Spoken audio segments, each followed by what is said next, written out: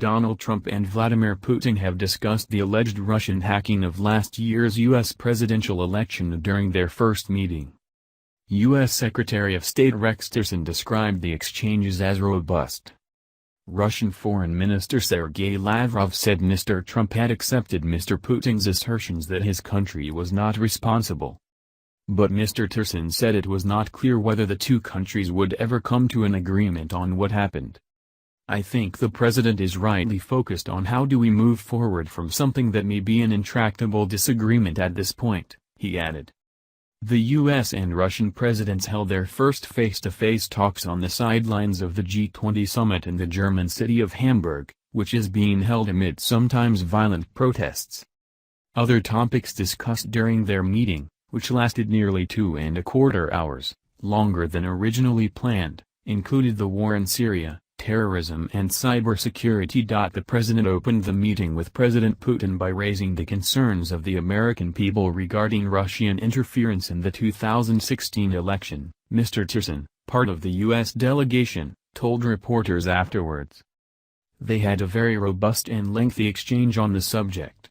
The president pressed President Putin on more than one occasion regarding Russian involvement. President Putin denied such involvement, as I think he has done in the past. Mr. Tillerson said the two leaders had connected very quickly, adding, "There was a very clear positive chemistry between the two. There are so many issues on the table. Just about everything got touched upon. Neither one of them wanted to stop. I believe they even sent in the First Lady, Melania Trump, at one point to see if she could get us out of there, but that didn't work either. We did another hour. Clearly she failed." Mr. Lavrov said, President Trump said he heard clear statements that Russian authorities did not intervene in the U.S. election, and he accepted these declarations. Mr. Tillerson was asked as he was leaving the news conference if this was accurate, but declined to answer. Earlier, as the talks began in front of the media before going into private session, Mr. Trump told Mr. Putin, "It's an honor to be with you."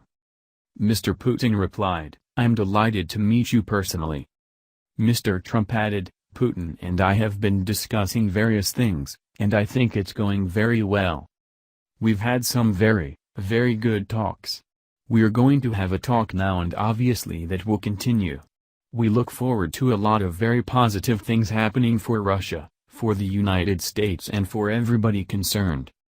Mr. Putin, via a translator, said that while they had previously spoken by phone, that would never be as good as meeting face-to-face.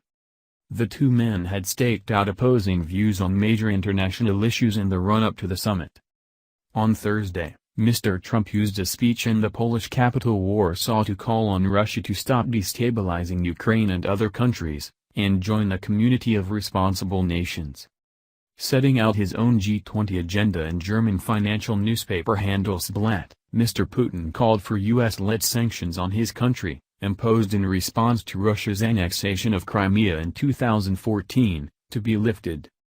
Mr. Putin also argued strongly in favor of the Paris Climate Agreement, saying it was a secure basis for long-term climate regulation and Russia wanted to make a comprehensive contribution to its implementation. President Trump has taken the U.S. out of the Paris Agreement.